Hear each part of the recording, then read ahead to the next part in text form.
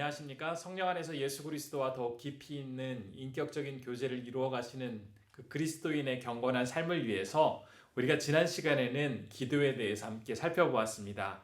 그리고 이제 오늘은 우리가 말씀 묵상에 대해서 함께 살펴보려고 합니다. 우리는 이미 3강에서 하나님의 말씀인 성경에 대해서 자세히 살펴보았습니다. 우리가 읽고 있는 이 한글 성경은 언제 어떻게 번역되어 오늘날 우리가 읽게 될 수가 있었을까요? 우리나라는 선교사가 공식적으로 들어와 사역을 하기 이전에 이미 우리나라 말로 된 성경이 번역되어 있었습니다. 그래서 선교사가 한국어 쪽복음을 들고 입국하는 좀처럼 보기 드문 선교 역사를 가지고 있습니다. 우리말 성경 번역은 만주와 일본에서 처음 시작되었습니다. 만주에서 로스는 스코틀랜드 연합장로교 선교사로 1872년부터 만주에서 활동을 하였습니다. 그러다가 제너럴 셔먼호의 통역관으로 승선했다가 대동강에서 처형당한 이 토마스 목사의 소천 소식을 듣고서는 조선 사람에게 복음을 전하려는 마음을 갖게 됩니다. 로스 선교사는 이응찬이라는 사람을 한글 선생님으로 두고 그로부터 한글을 배웠고 의주 출신 상인이었던 서상윤과 백홍준 그리고 그의 매제인 맥킨타이어와 함께 성경 번역을 시작을 합니다.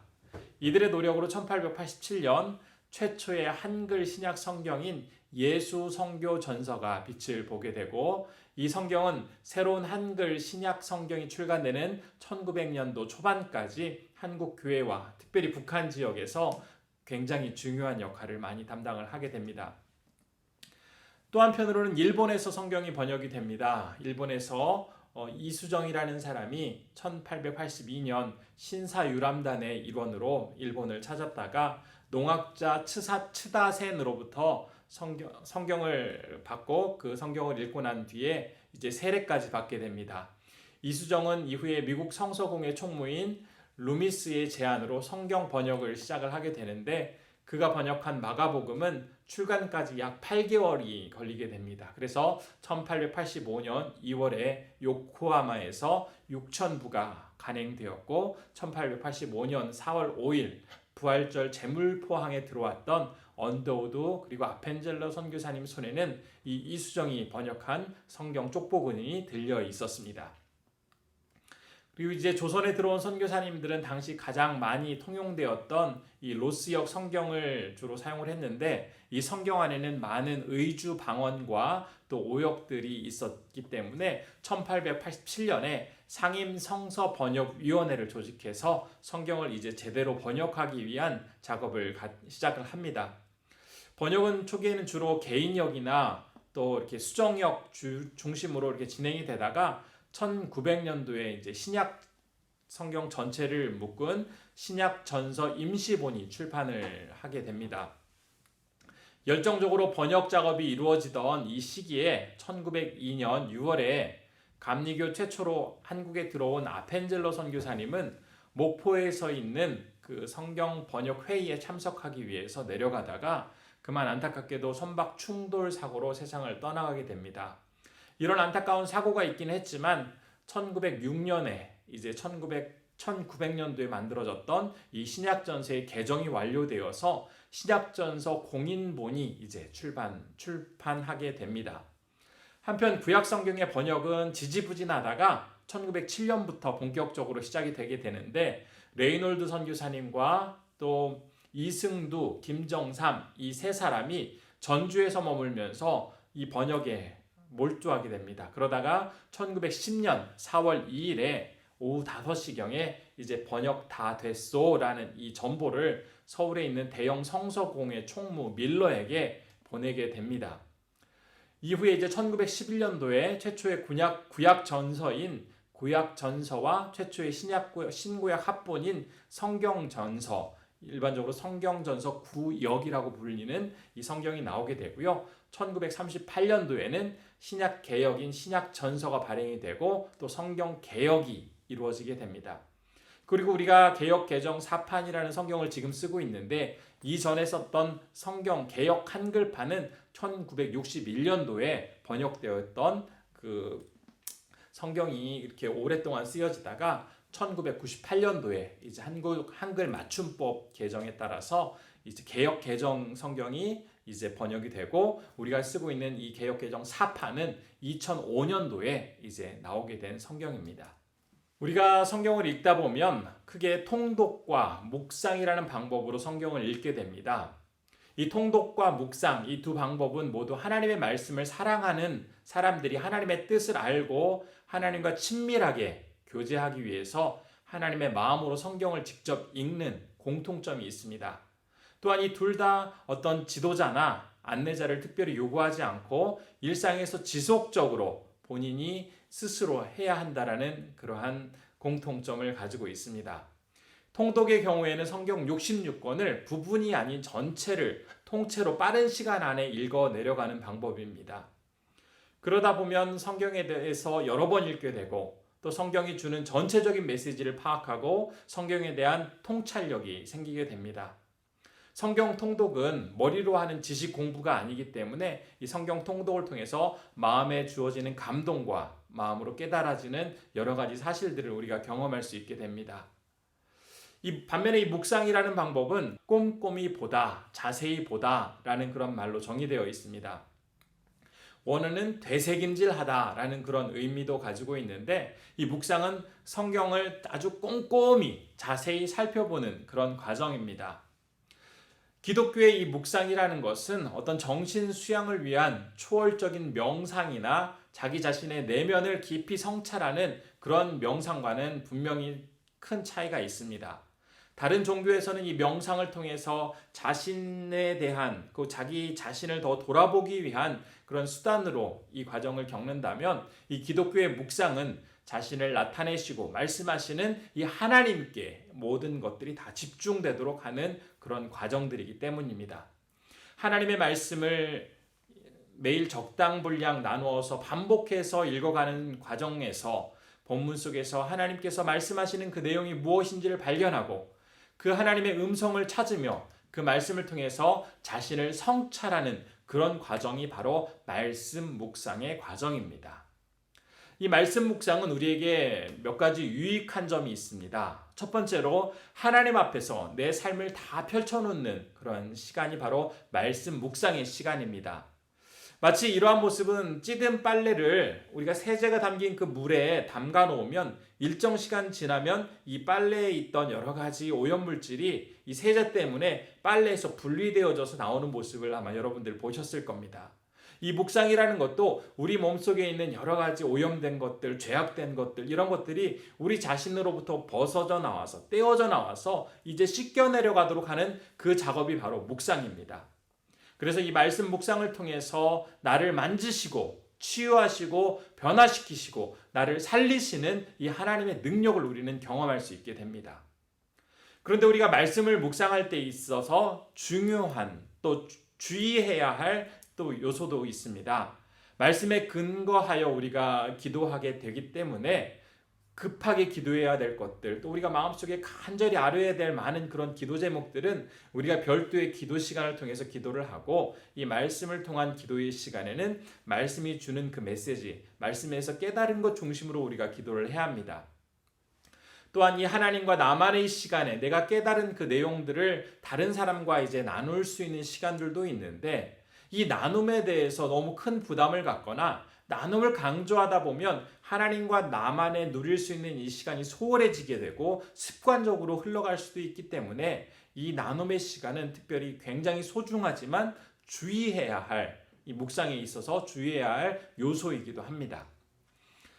하나님께서는 그 백성에게 끊임없이 말씀을 가까이 하도록 말씀하셨고 또 성경의 많은 인물들은 하나님의 명령을 따라서 말씀을 읽고 묵상하고 말씀을 따라 실천하는 삶을 살았습니다. 그 중에서 우리는 여호수아의 모습은 특별히 우리에게 말씀 묵상에 있어서 큰 도전을 주는 그러한 모습이기도 합니다. 여호수아 1장 7절에서 8절은 이렇게 기록되어 있습니다. 오직 강하고 극히 담대하여 나의 종 모세가 내게 명령한 그 율법을 다 지켜 행하고 우로나 좌로나 치우치지 말라. 그리하면 어디로 가든지 형통하리니 이 율법책을 내 입에서 떠나지 말게 하며 주야로 그것을 묵상하여 그 안에 기록된 대로 다 지켜 행하라. 그리하면 내 길이 평탄하게 될 것이며 내가 형통하리라. 특별히 이 8절의 말씀을 보면 우리가 첫 번째로 하나님께서는 여호수아에게 율법책을 입에서 떠나지 말게 하며 율법책을 읽으라고 말씀을 하십니다. 우리는 이 과정에서 읽고 관찰하는 그러한 모습을 보게 되어지는데 여호수아는 하나님의 그 뜻을 알기 위해서 율법책을 반복해서 또 지속적으로 읽었고 그 내용을 늘 머릿속에 새기고 관찰하는 그러한 삶을 살았습니다. 하나님께서도 그러한 모습을 요청을 하셨던 것이고요. 오늘날에도 하나님의 뜻을 알기 위해서는 이 하나님의 말씀인 성경을 우리가 꾸준히 끊임없이 읽어야 합니다. 하나님의 말씀을 읽어야 우리가 하나님의 그 뜻을 알 수 있기 때문입니다. 또 이어지는 말씀에서는 이제 묵상에 대해서 이야기를 합니다. 하나님께서는 여호수아에게 읽은 말씀을 주야로 묵상하라고 말씀을 하고 계십니다. 읽고 관찰하는 단계에서 이제 한 발짝 더 깊이 들어가는 발전된 단계가 바로 묵상입니다. 묵상을 통해서 하나님이 원하시는 더 깊은 뜻, 하나님이 정말 기대하는 것이 무엇인지를 우리는 발견할 수가 있게 됩니다. 그리고 세 번째로 이 말씀에서는 적용까지 하나님이 요구하시는 장면을 우리가 볼 수 있게 됩니다. 바로 세 번째는 하나님께서 여호수아에게 읽고 묵상하고 깨달은 것을 지켜 행하라고 말씀을 하고 계십니다. 그렇게 되면 길이 평탄하고 형통의 복을 누릴 것이다 라고 약속을 해주십니다. 우리가 말씀을 묵상하며 주님과 깊은 교제 가운데 살아가게 될 때 하나님께서는 우리에게 우리 인생 가운데 평탄과 행복을 허락해 주시고 우리는 하나님이 허락하시는 이 평탄과 형통의 복을 누리며 살아갈 수가 있게 됩니다. 하나님의 말씀을 가까이 하고 묵상하며 그 말씀대로 살아가야 함은 여호수아 시대에나 그 이전이나 또 오늘날에나 늘 동일한 말씀입니다. 이 말씀이 우리에게도 동일하게 적용되어져야 합니다. 그래서 이 시간에는 이제 우리가 어떻게 성경 말씀을 묵상하는지 그 방법을 하나하나 살펴보도록 하겠습니다. 첫 번째로는 우리가 본문 정하는 작업이 필요합니다. 성경을 읽기 위해서는 우리가 성경 읽기표 혹은 성경 읽기 목록을 우리가 정하고 그것에 따라서 읽어가는 방법들이 있습니다. 저 같은 경우에는 맥체인 성경 읽기라는 방법을 주로 사용을 하고 있습니다. 이 방법에 대해서 잠시 소개를 해드린다면 이 맥체인 목사님은 19세기에 스코틀랜드에서 사역했던 목사님입니다. 경건하고 거룩한 그런 목사님이셨는데 자신이 목회하던 그 스코틀랜드의 성 베드로 교회 성도들에게 성경 읽기를 위해서 이 방법을 고민하다가 읽기 방법을 이제 표로 만들어서 그 성도들과 함께 나누어서 이게 맥체인 성경 읽기가 되었습니다.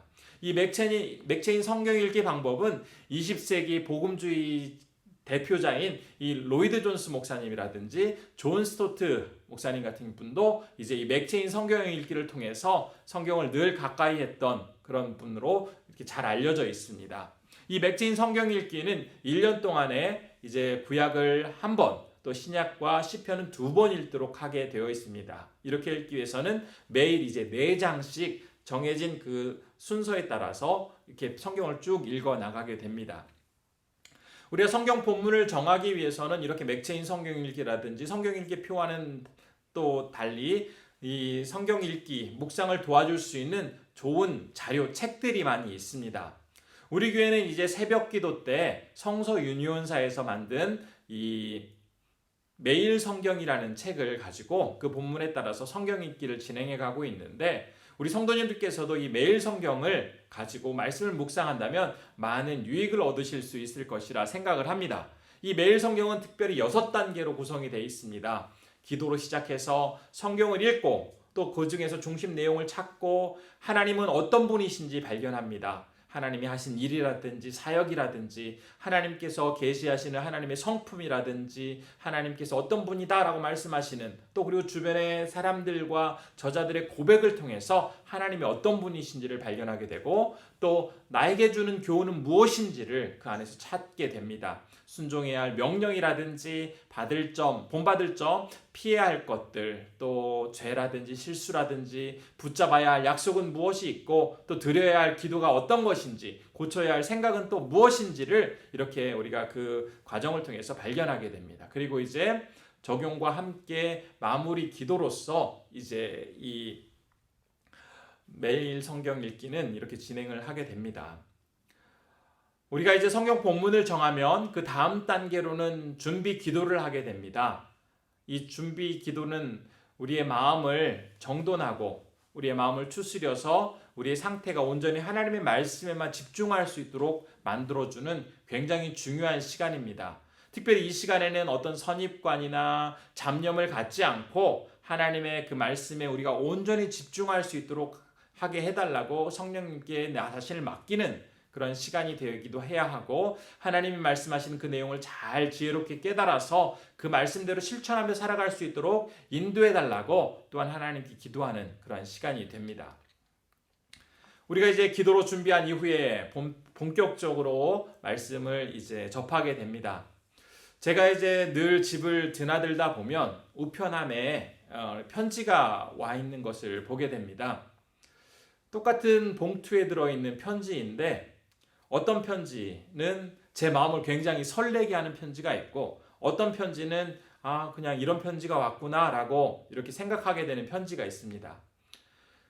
특별히 마트에서 이제는 어떤 그 마트에서 상품을 소개하기 위해서 또 새롭게 개점하게 됐다고 이렇게 알리는 그런 선전 문구들은 아무리 봉투에 들어있는 글이라 할지라도 그렇게 관심을 갖고 보게 되지 않습니다. 그냥 대충 보거나 어느 경우에는 보지 않는 경우도 있습니다.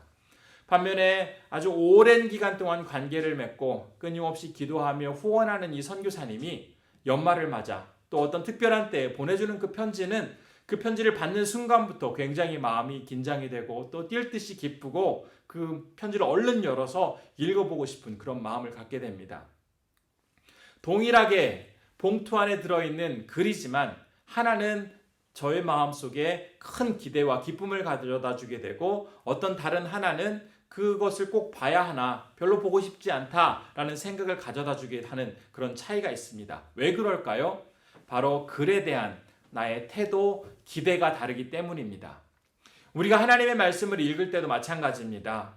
별로 나에게 유익하지 않는 것처럼, 별로 관심을 갖지 않는 그런 글로 성경을 바라보게 되면 습관적으로 읽게 되는 경우가 많이 있습니다.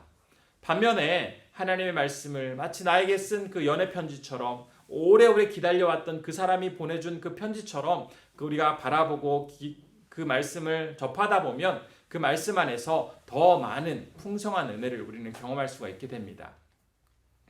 따라서 우리는 하나님의 말씀을 정말 듣고 보고 하나님을 만나고 싶다라는 이 간절함을 가지고 말씀에 임해야 합니다. 이 읽기가 단순히 어떤 책을 읽는 그런 과정이 아니라 성령님의 도우심 가운데 하나님의 음성을 듣고 이 본문을 통해서 내 삶이 온전히 변화되고자 하는 그런 기대감을 가지고 우리는 이 본문을 읽어 나가야 합니다. 그리고 이 본문이 많이 읽었고 잘 알고 있는 그런 본문이라 할지라도 마치 내가 이 본문을 처음 접하고 있는 것처럼, 전에 내가 혹시 발견하지 못한 것들이 다시 나타나지는 않을까라는 그런 기대감을 가지고 이 본문을 우리가 바라보아야 합니다. 그리고 우리가 본문을 읽을 때는 전체적인 문맥이라는 울타리 안에서 반드시 본문을 읽어 나가야 합니다. 그리고 본문을 너무 빨리 읽다 보면 이 본문이 주는 충분한 의미를 우리가 파악할 수 없기 때문에 충분히 천천히 읽으면서 그 문맥에 따라서 이 본문을 이해해 나가고, 잘 이해하지 못하는 부분들이 있으면 나중에 묵상에 있어서 어려움을 겪기 때문에 최대한 집중해서 이 본문을 다 이해할 수 있도록 해야 합니다. 한번 우리 성도님들과 함께 오늘 이제 한 본문을 정해서 우리가 이제 본문을 보게 될 건데요. 특별히 요즘에는 이 본문을 이렇게 잘 낭독해주고 읽어주는 그런 사이트들도 있습니다. 저 같은 경우는 드라마 바이블이라는 이 앱이나 사이트를 이용해서 이 말씀을 접하기도 하는데, 우리 성도님들께서도 한번 이 사이트를 통해서 읽어지는 오늘 본문 시편 20편 1절에서 9절의 말씀을 함께 살펴보도록 하겠습니다. 제20편 다윗의 시. 인도자를 따라 부르는 노래. 환난 날에 여호와께서 내게 응답하시고 야곱의 하나님의 이름이 너를 높이 드시며 성소에서 너를 도와주시고 시온에서 너를 붙드시며 내 모든 소재를 기억하시며 내 번제를 받아주시기를 원하노라. 내 마음의 소원대로 허락하시고 내 모든 계획을 이루어 주시기를 원하노라. 우리가 너의 승리로 말미암아 계가를 부르며 우리 하나님의 이름으로 우리의 깃발을 세우리니 여호와께서 내 모든 기도를 이루어 주시기를 원하노라. 여호와께서 자기에게 기름 부음 받은 자를 구원하시는 줄 이제 내가 아노니 그의 오른손에 구원하는 힘으로 그의 거룩한 하늘에서 그에게 응답하시리로다.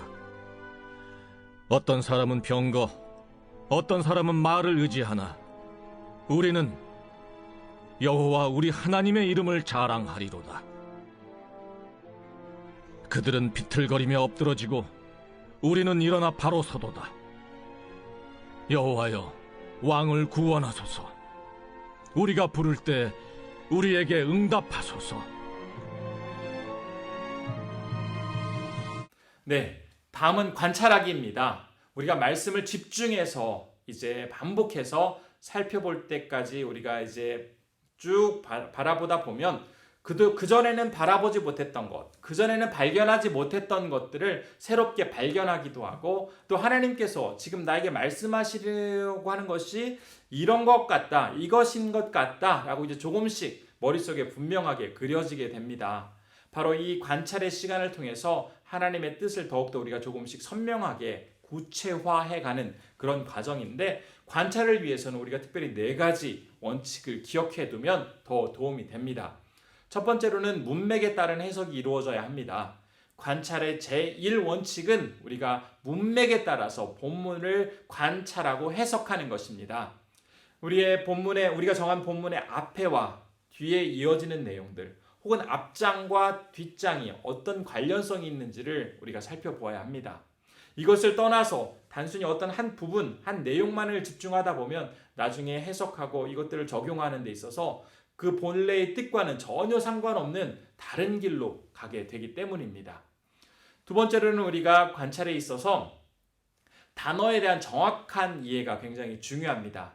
우리가 문맥의 어떤 숲을 보는 과정이라고 한다면 단어는 숲의 나무를 보는 과정입니다.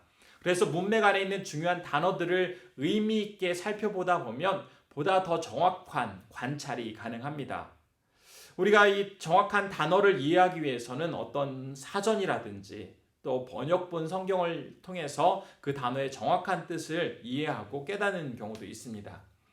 특별히 우리가 성경을 쭉 읽다 보면 같은 구절이라 할지라도 그 구절 내에 어떤 단어에 강조를 두느냐에 따라서 우리가 받아들여지고 이해하는 느낌은 확 달라집니다.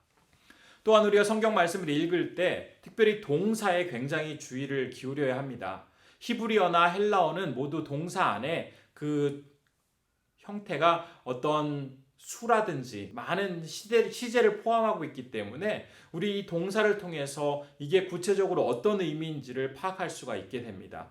또한 동사와 함께 주의 깊게 살펴보아야 할 또 하나는 접속사입니다. 이 접속사가 그 앞의 내용과 계속 이어지는 순접인지 아니면 앞의 내용과는 전혀 다른 역접인지 이런 것들을 통해서 우리가 그 내용을 더 잘 이해할 수 있고 바르게 본문을 바라볼 수 있게 되기 때문입니다.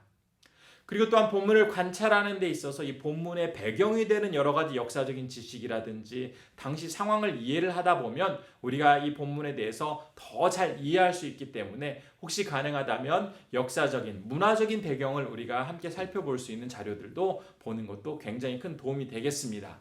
그리고 4번째로는 성경 해석은 성경으로 이루어진다라는 말이 있습니다.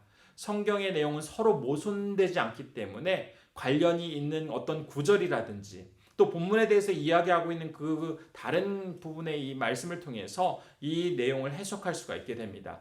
이렇게 다른 구절 또 다른 성경 말씀을 통해서 이 또 다른 구절을 해석하다 보면 특별히 이단이라든지 어떤 성경의 부분만을 골라서 잘못 가르치는 그런 많은 어떤 잘못된 그 거짓 교사들의 공격으로부터 보호할 수 있는 그런 또한 힘도 기를 수가 있게 됩니다.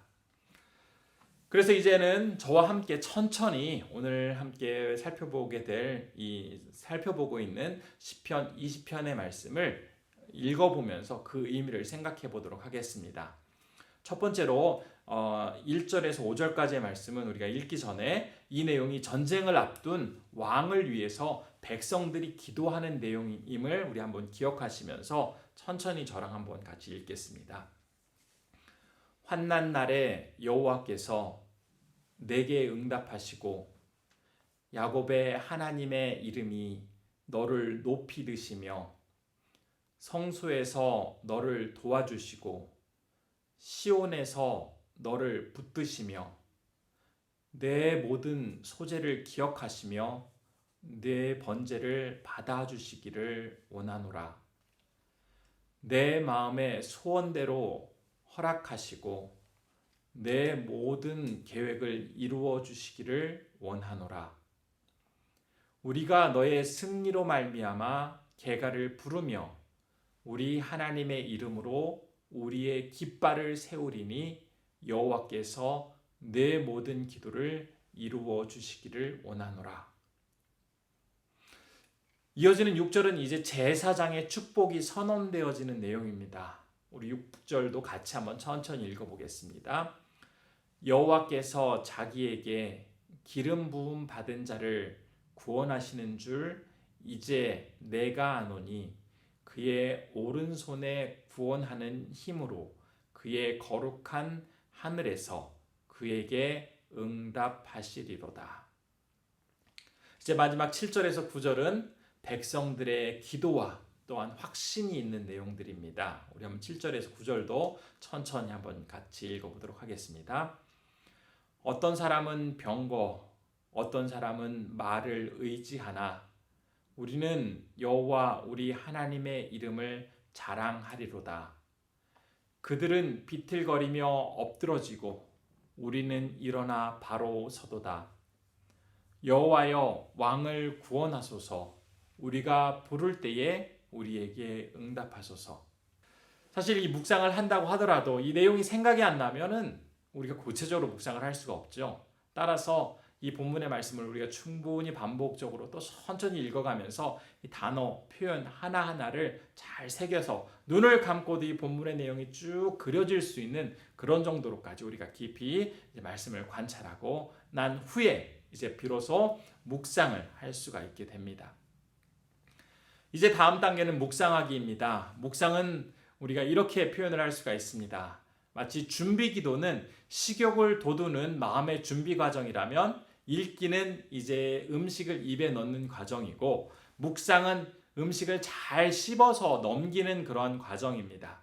특별히 우리가 어떤 고기라든지 과일이라든지 야채를 먹을 때 그걸 씹었는데 그 음식 안에서 탁 터지는 어떤 그런 과즙과 육즙이 이렇게 입안에서 느껴지면서 굉장히 우리는 즐거움을 느낄 수가 있게 됩니다.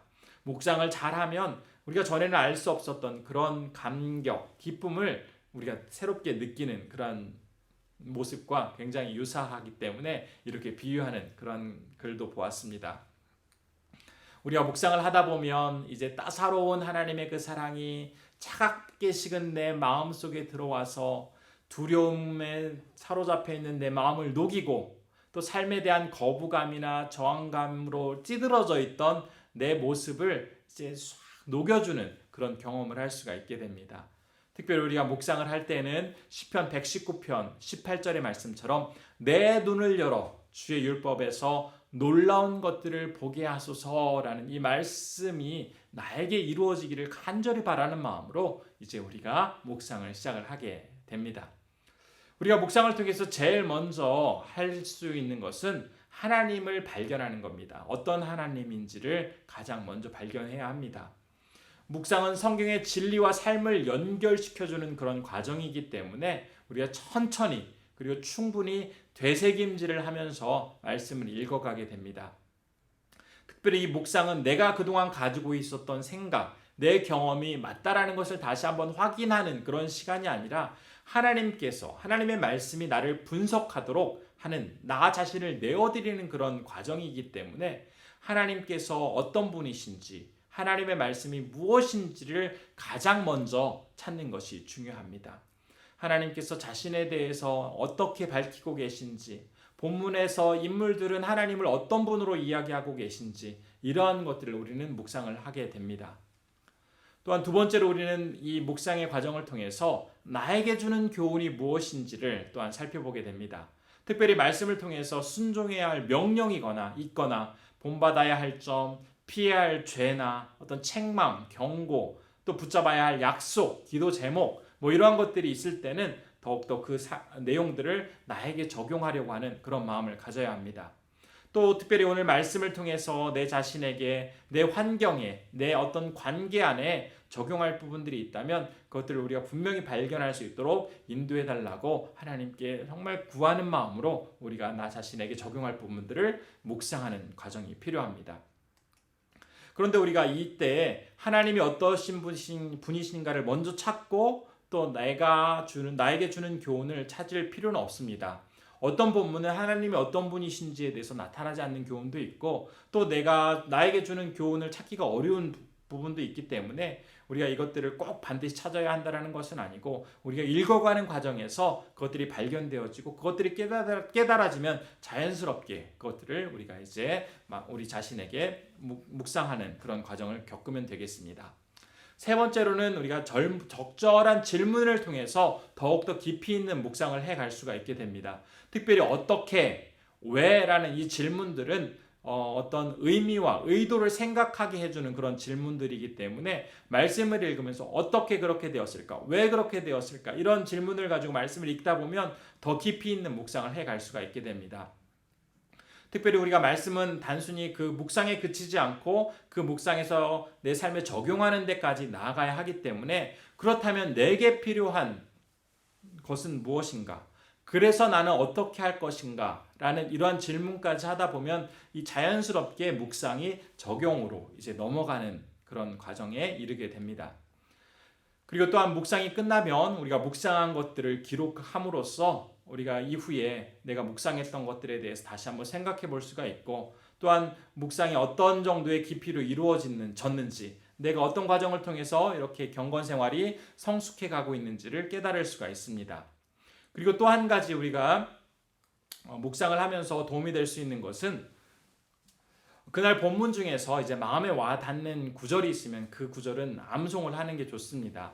우리가 암송을 하기 위해서는 암송은 빠른 시간에 금방 될 수 있는 게 아니기 때문에 특별히 도움이 되는 그런 말씀이 있으면 그 말씀을 스마트폰에다가 저장을 해서 수시로 본다거나 아니면 저처럼 이렇게 말씀 카드를 만들어 가지고 곳곳에 내가 있는 그곳에 세워놓고 틈나는 대로 그 말씀을 보면서 말씀을 외우는 것도 상당히 그 말씀이 나의 삶 가운데 하루 종일 영향을 미칠 수 있도록 도와주는 좋은 역할을 합니다.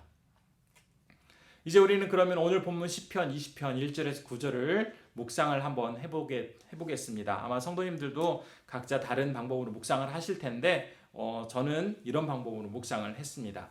우선 야곱의 하나님이라는 이 말씀을 통해서 야곱에게 임하셨던 하나님에 대해서 깊이 생각을 해보았습니다. 특별히 하나님께서 야곱에게 약속을 해주시고 아무것도 없던 야곱에게 그 약속의 말씀을 따라서 나중에는 많은 자손과 부와 또한 그가 누릴 수 있는 하나님의 은총까지도 더해 주심으로써 그 약속을 지켜주셨던 그 하나님이 다시 한번 저희 마음속에 크게 다가왔고 또 야곱의 12아들이 이스라엘 백성들의 12지파였기 때문에 야곱은 곧 이스라엘을 대표합니다. 온 이스라엘을 붙드시는 그 하나님의 선택한 백성들을 붙드시고 인도해 주시는 그 하나님에 대해서도 생각해 보았습니다. 또한 파란만장한 인생을 살아가면서 우여곡절의 인생 속에서도 하나님께서 그를 꼭 잡아주시고 엉덩이 뼈가 부러지면서까지도 하나님과 함께했던 이 야곱의 모습을 통해서 어떤 순간에도 하나님께 붙들려서 하나님을 늘 바라보고자 하는 그러한 모습까지도 생각을 해보았습니다. 그러면서 하나님께서 나 또한 그렇게 붙들어 주시고 함께해 주시는 하나님이 되실 것임을 이 말씀을 통해서 깊이 묵상할 수 있었습니다. 또한 두 번째로는 성수와 시온의 내용을 통해서 또 거룩한 하늘의 그 개념을 통해서 단어를 통해서 우리는 하나님께서 계신 곳에 대해서 생각해 볼 수가 있습니다. 하나님께서 계신 곳은 단순히 저 높은 하늘뿐만 아니라 이 세상 어느 곳곳까지도 하나님께서는 다 계시는 분이라는 사실을 기억하면서 특별히 이제 우리가 이 하나님이 어느 곳에서도 계시는 그런 분이시기 때문에 우리가 있는 그 장소가 하나님과 함께 만날 수 있는 장소, 하나님을 알아갈 수 있는 장소가 됨을 기억하게 됩니다. 그래서 우리가 있는 그 장소에서 하나님을 더 깊이 만나고 하나님께 예배할 수 있는 그런 장소가 될 수 있음을 기억할 수가 있습니다.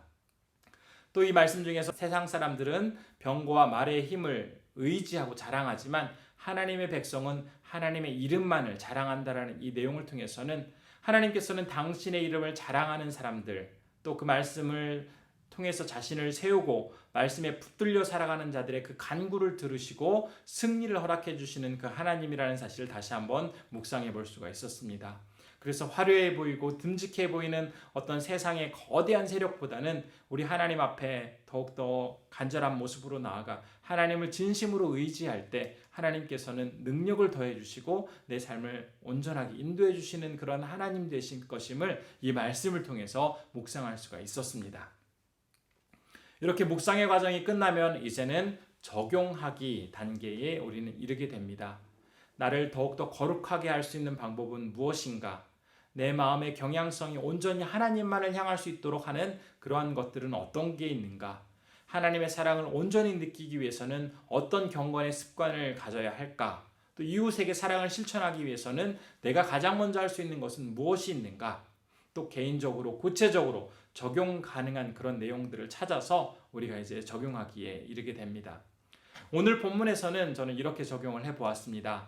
전쟁과도 같은 이 세상에서 우리가 하나님 앞에 정말 나아가서 하나님을 의지할 때 세상의 어떤 막강한 힘과 또 막강한 권력이 우리를 보호해 줄 것 같지만 결국은 그것들 앞에서 나는 다 넘어지고 그것들을 의지하는 자들은 결국 다 패하게 되기 때문에 우리가 어느 곳에 있든지 직장이라든지 학교라든지 가정이라든지 그 어느 곳에서도 우리가 중요한 일을 처리하기 전에 늘 기도하고 또 말씀을 다시 한번 깊숙이 묵상하며 아까 말씀드렸던 그 말씀 카드라든지 스마트폰을 통해서 나에게 힘 주시는 그 말씀을 의지하여서 수시로 말씀과 이 기도에 내 삶을 더욱더 집중하며 사랑하겠다라는 그런 결단을 하는 그런 저는 적용을 하게 되었습니다.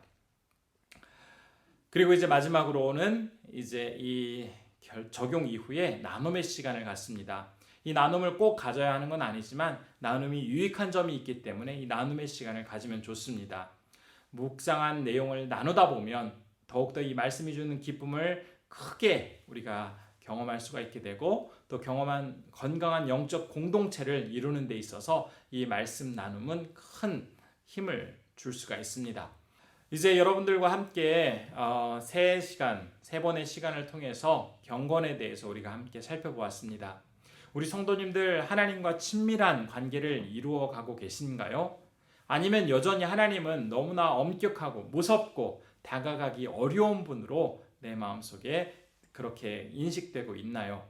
하나님께서는 우리를 정말 많이 사랑하십니다. 그리고 우리가 그 하나님의 사랑을 충분히 느끼고 경험하기를 원하십니다. 우리가 하나님의 말씀을 깊이 묵상함으로써 하나님께서 우리에게 베풀어 주시는 그 사랑을 온전히 느끼고 언제나 하나님과 동행하며 살아갈 때에 우리 성도님들은 어제보다 오늘 그리고 오늘보다 내일 더 예수님의 모습에 가깝게 닮아가는 그러한 귀한 성도님들이 되실 줄 믿습니다. 감사합니다.